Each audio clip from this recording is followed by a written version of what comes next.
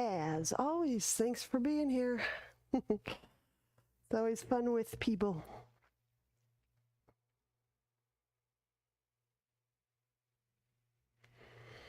So we'll connect to our breath. And in just a moment, we'll introduce the energy of the vocal area, the structure of vocalizing. And we're going to play a little bit with Brahmari and not Brahmari. So as we're just getting settled into our breath, we can also be getting settled into the feeling qualities of the throat, the neck, the mouth,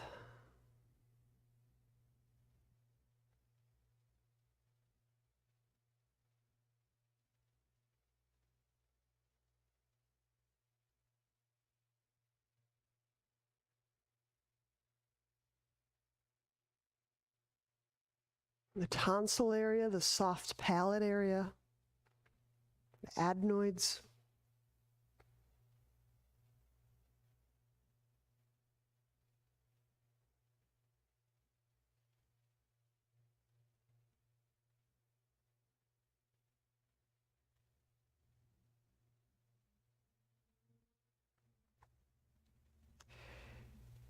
H-U-M, you could, in your mind's ear, hear that as hum or hum, but a little aspiration and a or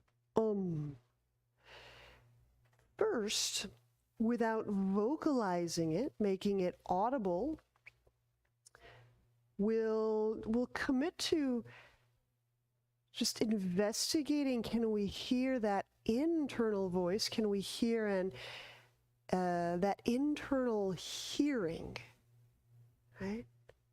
So it's voice without the audible qualities of voice. So it's Brahmari without making the sound. So deep inhalation.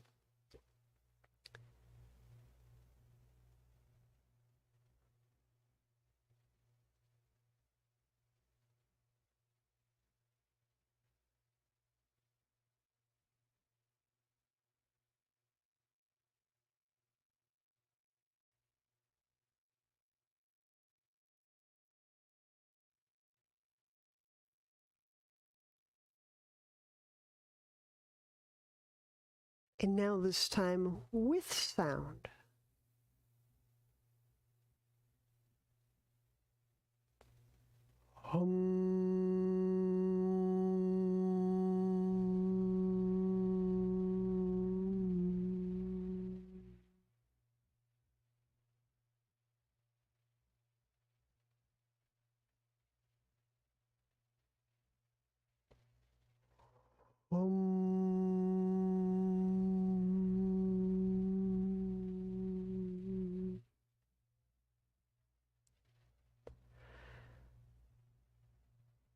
And we can alternate between soundless and sound. With each of them, we can hear our voice. We can hear our voice. If we don't make sound, we can hear our voice when we do make sound. So let yourself just alternate between no sound hum and sounded hum. So we'll just let a few moments go by so you can just play with that internal hearing and then that external hearing.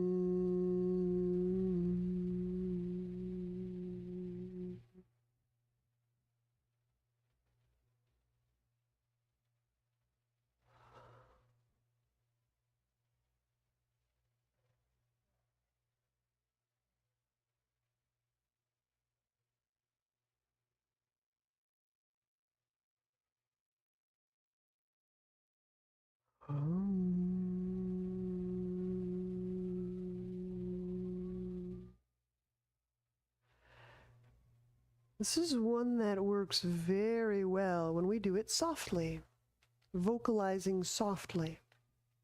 Let's give it another wrap or round or moment.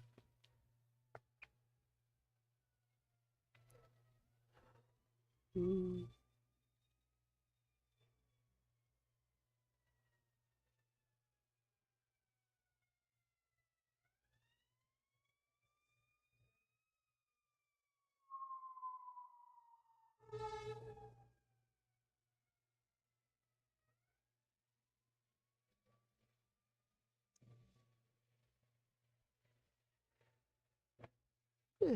And then we'll separate our legs widely into straddle.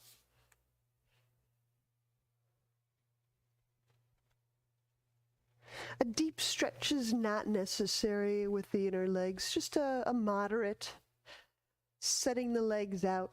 My preference is to have the sit bones contacting something. So if it's a little bit strenuous on the groin, you can always prop the sit bones a little higher, and you might need to support behind the knees at the same time. So we're going to move to a side bend over our right thigh. So the right hand down, inhaling, draw the left arm up.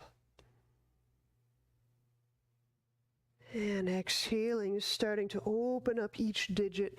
Then I'm going to just speak through and to each digit. I'll be discussing 5.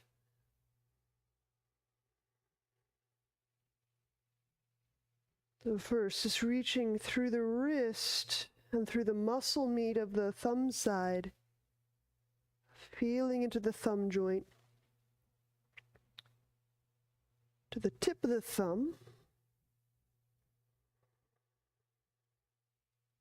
and then feeling from wrist through palm to the index knuckle and fingertip.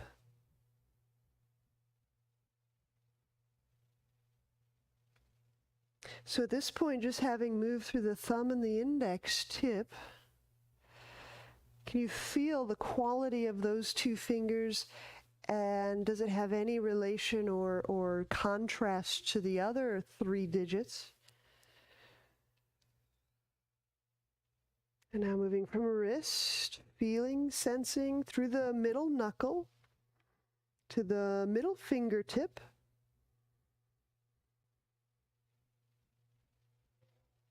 Ring finger.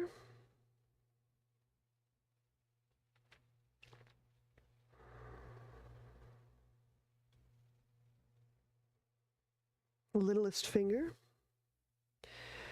So with any of this, if for, whatever reason, if you don't have a digit, you can still feel into the place where the energy of that finger may still exist. If you had a 6th finger, if it had been removed, you can take an extra breath and feel into that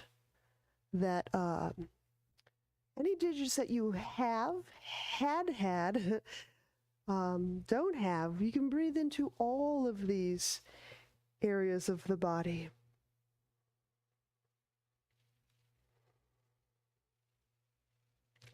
Forward fold. So now I'm bringing that left hand down to the ground beside the right leg. Now you'll have to decide if both of your hands are inside the leg or if your hands flank your right leg. So that may incur a little bit of a twist. Now, to make it a little easier on the abdomen area, I would say bring the hands to the inside of the leg.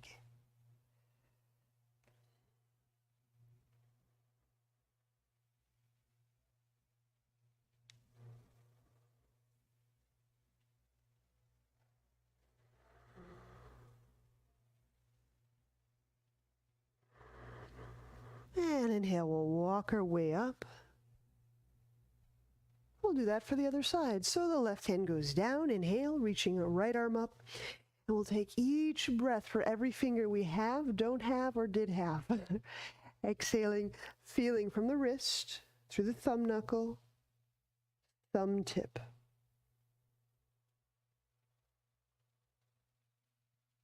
From the wrist to the index knuckle, to the index fingertip.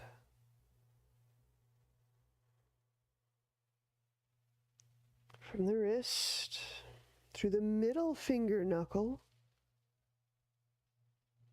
to the middle fingertip.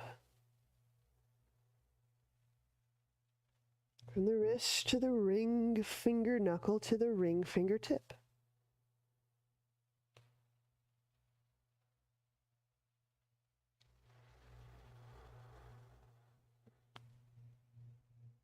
And the littlest finger.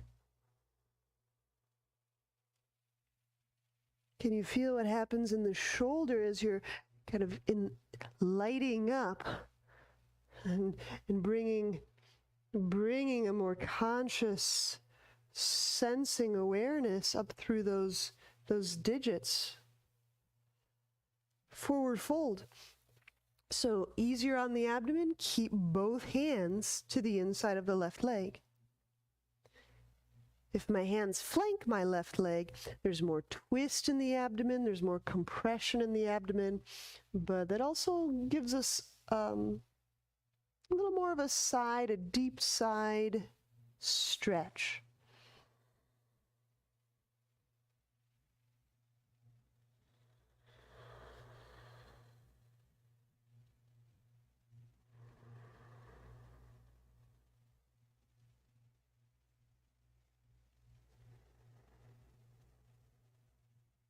All right, inhale, we'll walk our way up. Now, using hands, I'm going to adjust the legs in, just so I can bring my hips up a little higher. The reason is, I'm going to get my fingertips to the ground and have my palms remain up off the ground. So I've just decided to sit on blocks. You could sit on your heels, or you could even squat if you wanted to. But now my fingertips are on the ground facing my inner thighs, and my palms are facing away from my inner thighs. And now it's here. I'm going to trace back from the fingertip through the ligaments and joints of the fingers into the palm, through the wrist, up to the forearm, through the forearm,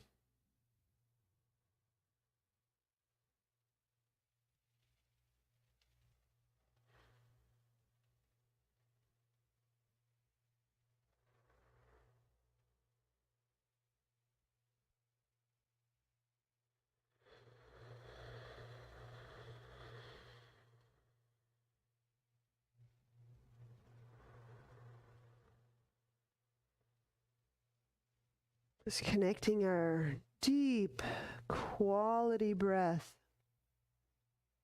with the consciousness, the aliveness, the awakeness of the hands, the wrists. Good. Inhale, come upright, reach the arms out to the side, turn the palms up, do this little corkscrewing action or kite hawk. And then exhale, I'm going to turn the thumbs down, roll the arm bones inwardly. And I like a little bit of a tipping of the chin down. So inhale, turn my biceps up, my palms up. I'll bring my head up as if kind of eyes to the horizon. And then exhaling, rotating, turning the thumbs down, the biceps down, chin down, only if it feels good. And I'm always intrigued how this simple movement of the head as I go from eyes to the horizon, eyes to navel, is such a powerful discovery of the back side of the body, that back, scalp, neck, spine, all the way down to the tail.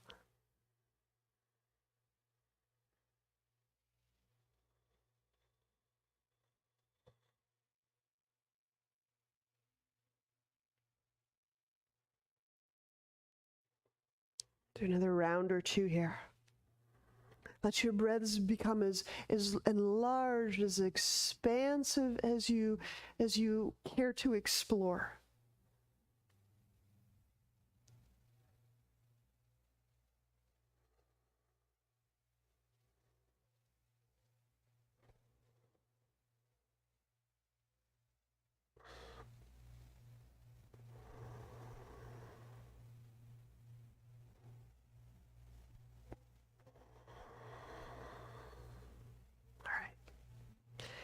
And we're going to keep tracking down from the hands, the arms, the shoulder, into the side. So I want to show you this lunge lizard variation. So I'm going to set up my hand, my hip, and my heel in a straight line, just like we usually do for lunge lizard. But my top leg, in this case it's my left leg, I'm going to step it over and simply plant it in front of my thigh. Okay, now I do have that option if I could feel myself sitting back on the back of my butt, or I can intentionally roll and be on the side of my hip. I'm going to the side of my hip. Now, the side of the hip can be kind of a bony situation. So I'll just show you where you might add extra padding.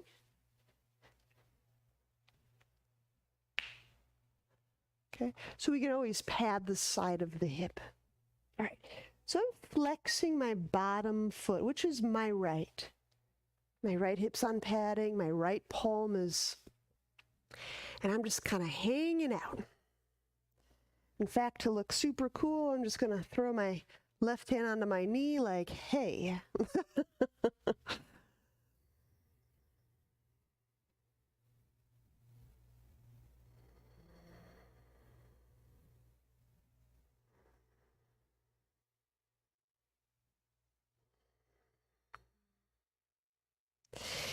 If that right shoulder is hiked up high, you can rest the side of your neck on that shoulder. What's kind of neat is, while it may offer compression, you also don't have to stretch or engage the muscles much. So some of you may tolerate that neck compression just fine. It might actually be quite relieving. Just kind of gently let the shoulder and the neck rest into each other.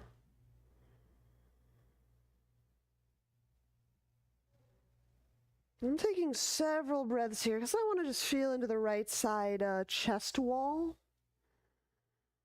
and into the right side hip.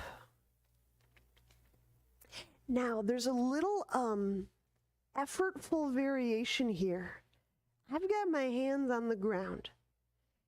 If I start to press my left foot into the earth, it actually lets me start to turn my navel in the direction of the floor. So I don't know, maybe I turned my torso an inch. Not very much, but that may help you just start to feel into the front side of the body. So it almost becomes a little bit of a cobra variation. We can start to feel the inside, right side of the abdomen and the side kind of sense heightened.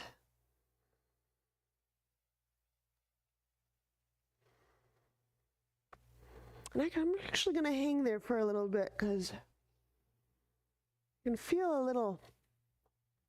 So there's no pressure on my abdomen. I got a lot of pressure on my hands, and I'm letting my left foot behave. It's kind of a rotational kickstand. It just helps me stop my motion so I don't make this a cobra.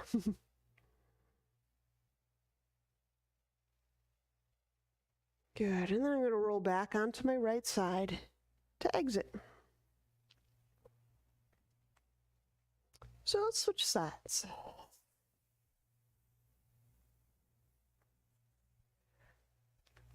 Left leg is straightened. My left hip is padded. It's an optional, but it's nice. Left hand propped. And it's my right foot. I'm just going to step it in front of my left thigh.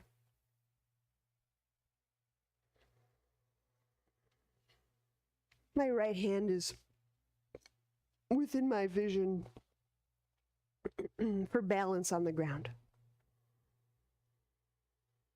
So I'm just going to take several breaths. Again, this is about the left side, the flank, the armpit, the breast, the chest, the ribs, the intercostals, the waist. And then as we work that rotisserie move, that lizard turning into a cobra, we can get into the front part of the side.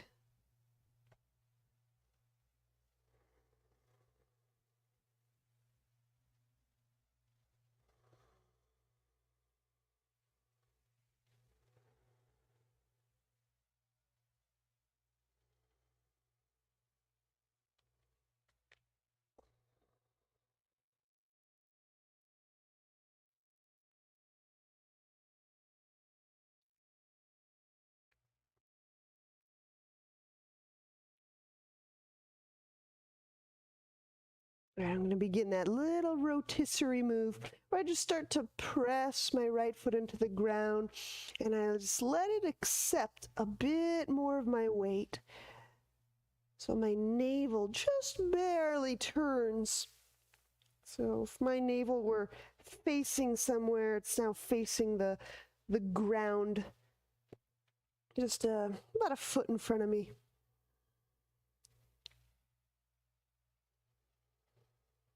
And I am letting all the left side of my neck structure compress. I'm kind of smushing my scalenes. I'm kind of smushing my AC joint.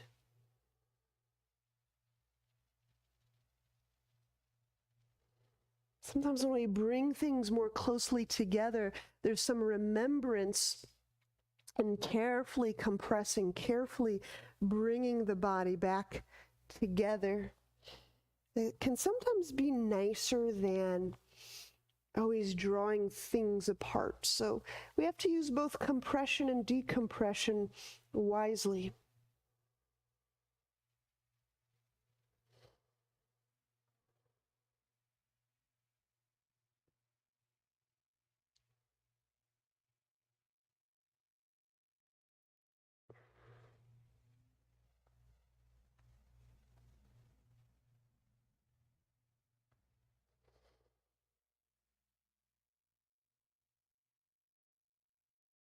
All right. So we're going to unwind from there and move under our elbows and knees for some good old-fashioned dolphin.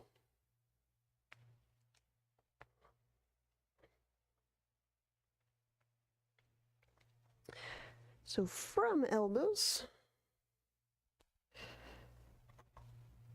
and knees.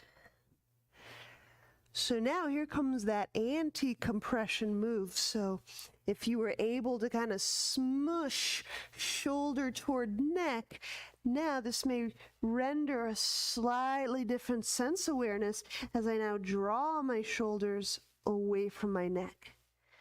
Sometimes being able to smush and gather together creates an awareness that we might not have if we just try to draw things apart.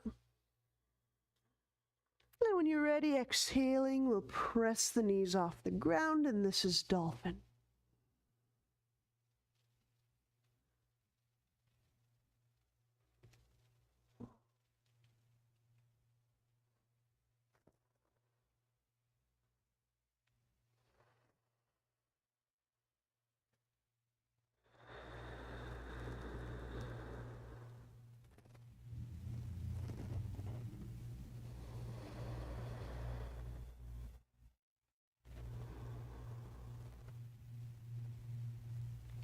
So I'm going for a little leg up reach.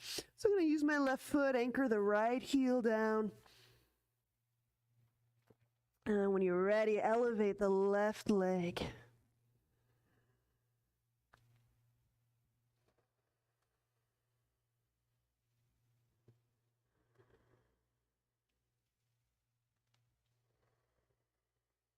And we'll set that left foot down. We'll trade sides.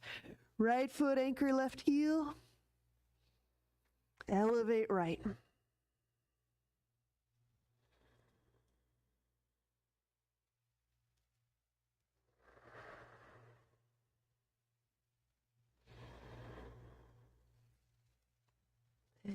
We'll set that right foot down. We'll set the knees down.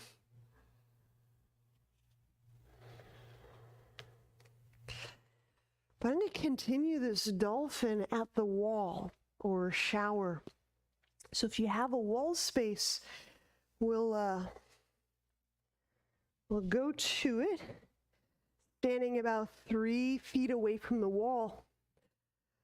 Hands about shoulder width. Just going to slide them down.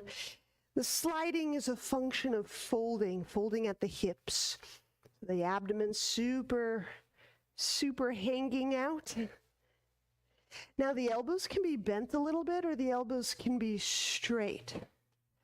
I find that for most of us, the tone of the shoulders is trackable through the motion of the elbows. Let me say that again a different way. If you let your elbows be bent, you may feel your shoulders working one way. If you roll or rotate your arm bones, your bent elbows,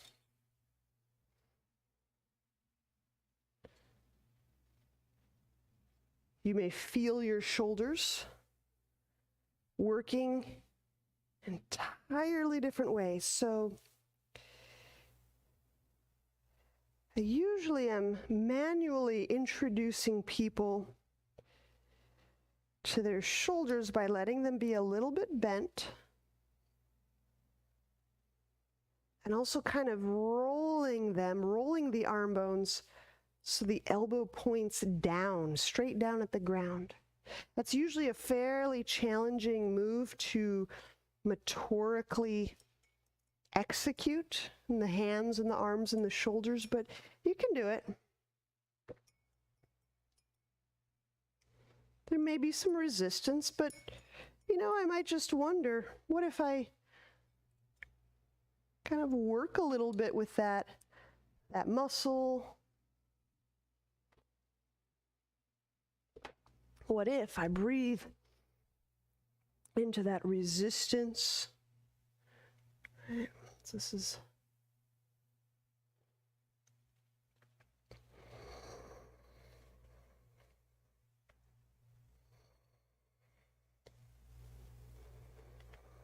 is a good place to practice with the arms unloaded.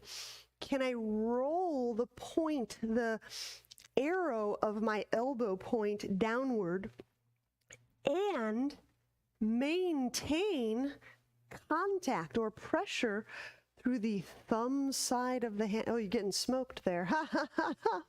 That's so great, right? Simple moves. It's why we're here. And maintain pressure on the thumb index side of the hand. Try it out. We'll just hang out another 3 or 4 breaths. Make them deep. Try out those really deep breaths. Those ones that you can feel in the upper back, the way upper back.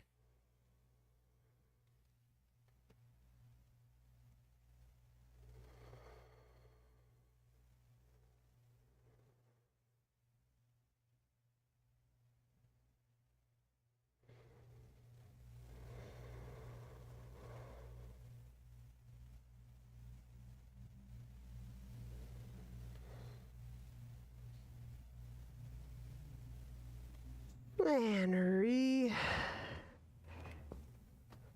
we'll step forward, step up to step out. There it is. All right. So, because this is an abdominal, little nicey nice on the abdomen and the back today, I'm preparing a rolled up blanket. And I will be sliding it under my hip bones every time I lower down for cobra. So you can join me on that move. And as you'll see, when my hips are on the blanket, it leaves my abdomen free of pressure. And that's the point. So with my blanket set up beside me, standing at the top of mat, inhale, draw those perhaps warm arms up. Exhaling, fold. And if I want more space for my abdomen, I just separate my feet about shoulder width or wider. And this way I can fold without pressure on the abdomen. Inhale, step the left foot back, lunge, setting the knee down. Now set the hands down, exhaling, step the right knee back. Draw the blanket in under the hips. And draw the shoulders down, down, down as I lower my hips onto the blanket. Now I just kind of wiggle my hands forward. Inhale into the abdomen. And I'm using my forearms, my hands to press, like supporting my lungs, giving my lungs that little extra support so they can kind of balloon and open up. I really love this sphinx where I can kind of support on the forearms. And then exhaling, I'll just kind of fold my hands together, midline, and then walk or press them back, pressing to my knees. And then on a next exhale, pressing to downward dog. And with downward dog, because it's a fold, we can always step the feet apart. Create a little more space around the hip crease.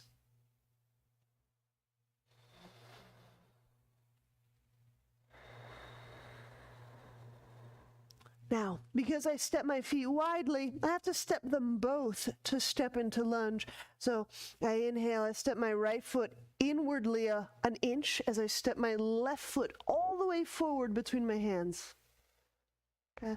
So we just have to do a few extra steps when we're kind of making room for our abdomen. Hands to ground, exhale, step the right foot forward. The feet can be wide, wider than usual. No folding. Inhale, stand, drawing the arms up. And exhaling, hands to heart. We'll do another. Inhale, drawing the arms up. You can also keep those knees a little bit bent, like it's a micro chair pose. Sometimes that just feels better on the back, so when the abdomen's sore, sometimes the back is sore. Exhale, fold forward, widening apart the feet, folding the abdomen right between the legs. So I make a little adjust. When I step my right foot back for lunge, I sometimes will wiggle my left foot in. Step the right foot straight back. Drawing the arms up, hands to ground. Exhale, step the left foot back. Knee is down. Blanket or roll in place. Lowering down, drawing the shoulders away from the neck. Slip those forearms forward. Inhale into Sphinx or Cobra.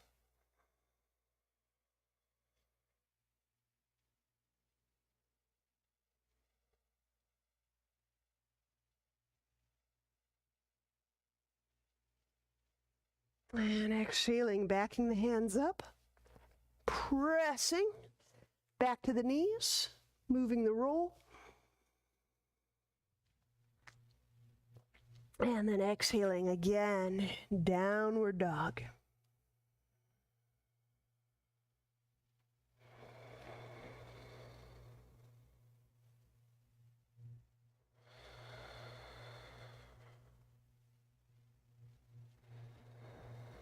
So again, I may have to step both my feet. I may have to draw that left foot in an inch or so. Inhale the right foot forward, lunge. And hands to ground, exhale, step forward, feet slightly apart, fold. Inhale, stand, drawing the arms up. And exhaling, hands to heart. Okay. Remain right here at the top of your mat. I turn so you can see. Interlace hands behind the back. Inhaling, chest lifts. Chest expands. Maybe the shoulders broaden. We'll remain right here in this broad-chested motion. And then exhaling, reaching the knuckles down.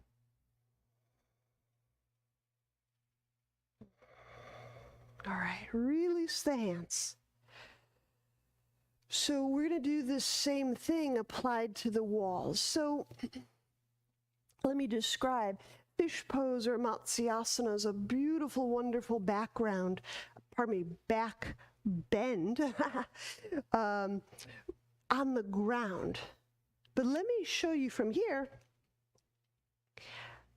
So this is my clasped hands. So I'm going to just bend it a little bit. See how my elbows, I just let them bend so my hands are interlaced, I bend. And I'm just going to prop a little bit on the wall. Now my feet could be under me. My feet can be walked forward. But here's the thing, if you walk your feet forward, be absolutely certain your surface will not slip. Okay, so I'll describe what I'm doing. I don't think my profile will work well for you. I have some plants there. I'll do it anyway. Okay, so I've clasped my hands. I allow my elbows to be a little bit bent, and now I'm resting my forearms on the wall. So this might be great just to feel out the shoulder. You might like to send the knuckles down or even walk the feet forward a little bit. But the motion here is I'm pressing with my forearms. This is the key here is I push the forearms into the wall. Push the forearms into the, there you go. That's it. And then some people will be able to see the profile, but here's me in the jungle. Got a plant in the way, but there it is. So I'm using my forearms and I'm pushing. And then just adjust the feet.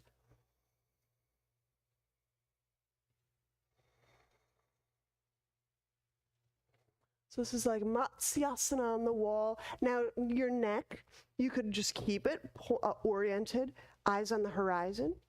Some of you may like to lift the face toward the sky, lengthening the neck. And some of you may want to have the hands slightly apart with a loop. In fact, if you want to release for a moment, we can set up a nice variation so we get 2 rounds of fish on a wall.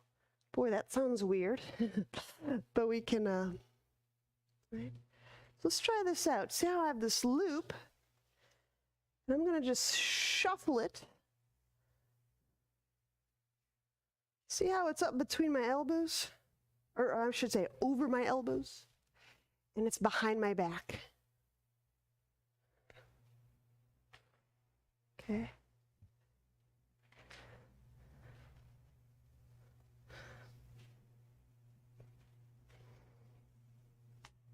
So I've taken a loop about shoulder width diameter. I put the loop behind my back. And I just kind of slid my strap up just above the elbows, and then I'll repeat putting my forearms on the wall, hands clasped or unclasped. Adjust the feet toward the wall or away from the wall.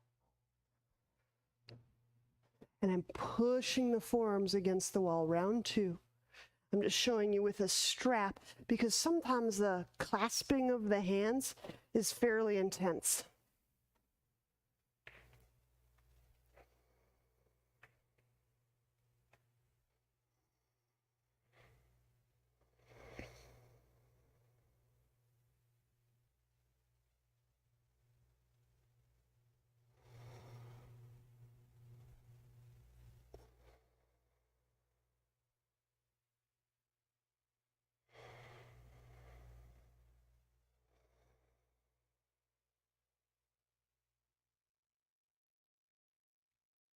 This is particularly helpful for me.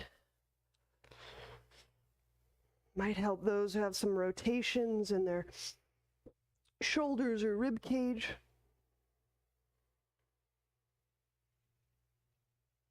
And when we decide to release, to get that loop off your elbows, you may just have to clutch your hands and it'll fall off. So don't feel like you're stuck in that loop. So sweet, that might be a really nice alternative to doing that chest opening forearm balance. You know, those days we go upside down and we open up the chest in big, big, strong ways. That might be a nice way to not bear weight when you don't want to go upside down. So very good. We'll resume at the top of our mat. Inhale, draw the arms up. Exhaling, fold. We can walk those feet apart. Now, grab a hold of your big toes. Big turn. That's right, the old Ashtangi toe grab. This is fantastic. I have my middle finger and index finger kind of hooking under my big toe pad, allowing the head and the neck to relax. Let the elbows flare out. Now, as I start to pull with my hands, flaring the elbows out, actually depress my big toe pad down into the fingers.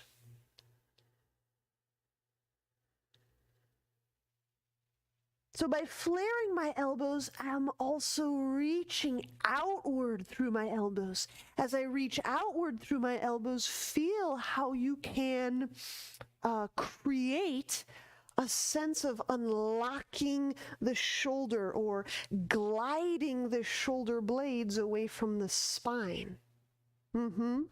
So I'm pulling the shoulder blades away from the spine. And you could always crouch a little in the knee so it's not so stretchy in the back of your legs.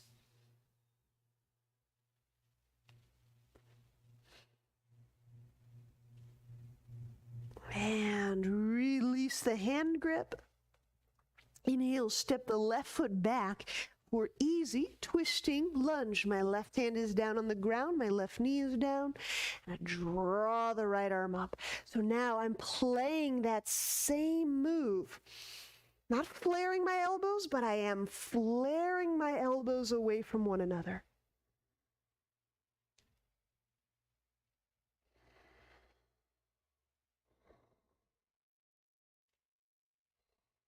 Now, if you love, you can curl the back foot under. That's the left foot. And you can draw the knee off the ground if you want more of a warrior stance. Maybe you don't want to be on your knee.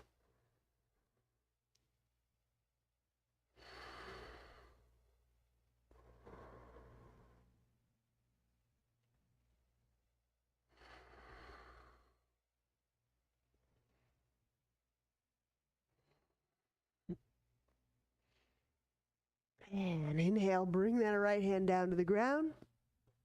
Chaturanga. We'll step the right foot back. Use our roll for our hips, lowering the pelvis down. Now I'm going to prop my forearms out in front, and I'm going to sustain Sphinx or Cobra for a few breaths. So my forearms are propped. And for this, I like it when my elbows are basically under my shoulder joint. And inhaling into the heart and feeling the heart supported by the forearms. So if I feel a little pinched in the shoulders, just wriggle those elbows around until it feels right.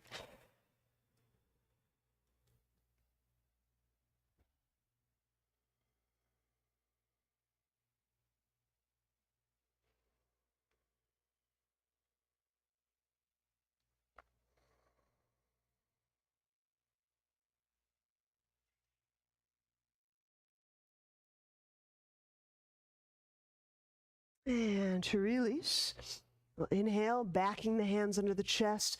Exhaling, pressing to the knees. Inhale, moving the roll, placing the hands for downward dog. Curling toes under, exhale, downward dog.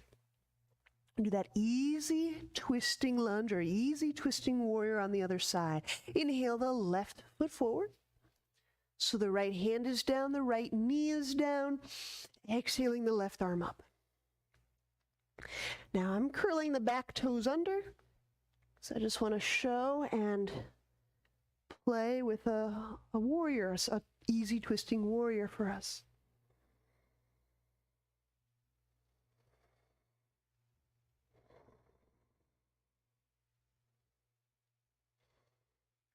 Remember, the action of the feet can help guide the sense, the feeling, the bias of this pose into the upper back. And I'll be even more specific. Your feeling of the inner and outer foot contacting, grasping, contacting the ground, making arches, can help you actually guide the bias, make the connection between the foot, the arch of the foot, and the upper back.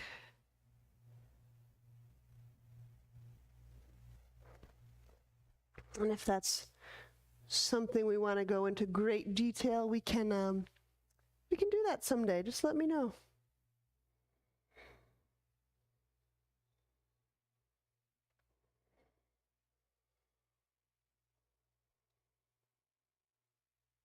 And inhale, bring the left hand down. Exhaling, we'll step the right foot forward, arriving directly into a fold.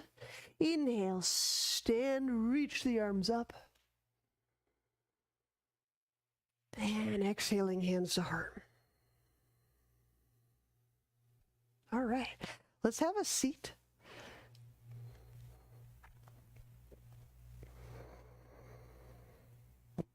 Now, if you have blocks, if you have 2 blocks, you can set them behind you. If you don't have blocks, just watch first, and maybe you'll get creative and figure out maybe you have a piece of furniture that can provide the same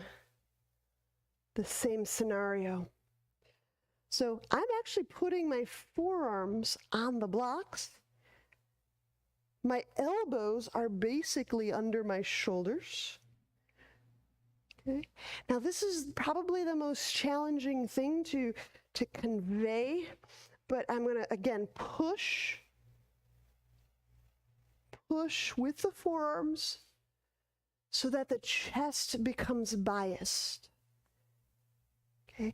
Now if you got a much better situation off the wall, I encourage you to use the wall. Some leg options. I'm going to put my feet in Baddha Konasana, so I'm pushing with the forearms. And for me, I'm all right to let the head go, but it's actively reaching back.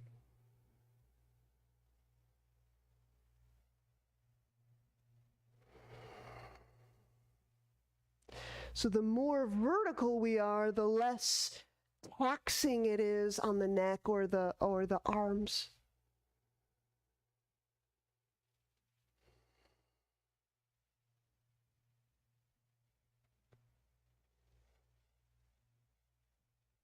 And then 2, or come up out of there, just draw the head, bring the chin close to the chest.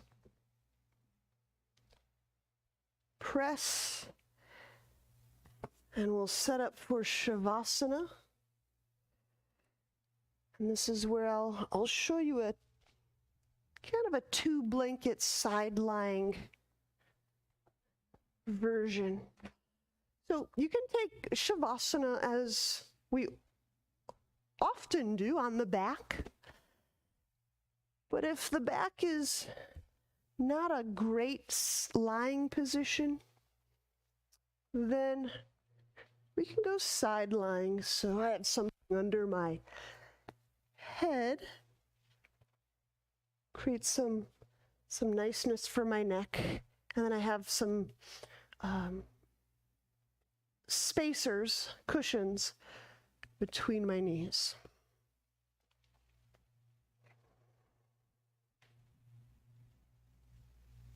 And however you decide to take your Shavasana, just allowing the body to, in a sense, feel that descent, the descent into earth.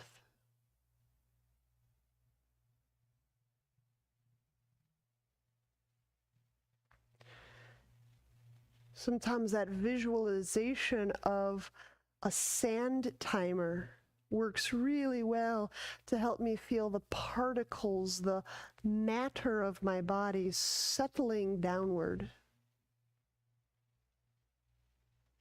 It can often be this pattern, this unconscious or deep pervasive pattern where we are wanting to jump up and anticipate the next thing.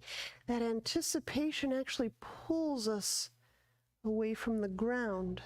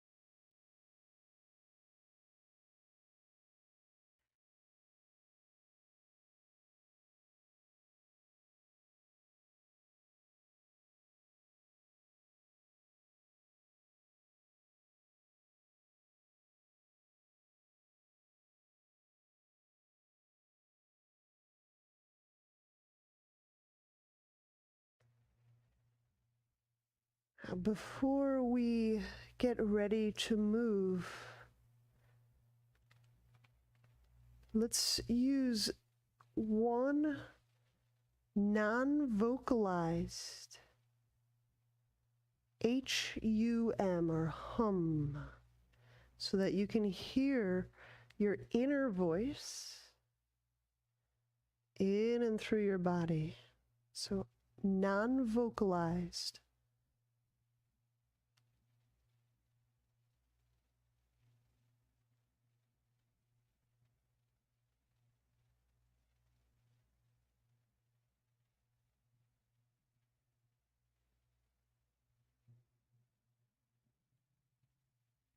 And then deepening breath, we'll begin our ascent to seated.